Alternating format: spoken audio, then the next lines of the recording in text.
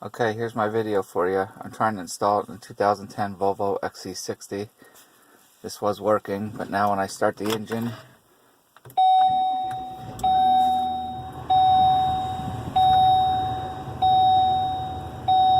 the radio should be coming on and booting by now.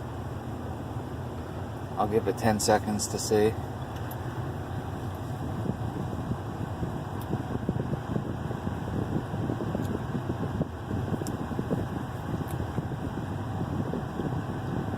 I have nothing, so I'll hit the reset button.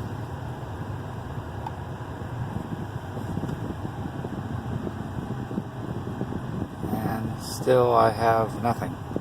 So it doesn't do anything. It's powered off no matter what I do. Car is running. I've checked all the connections.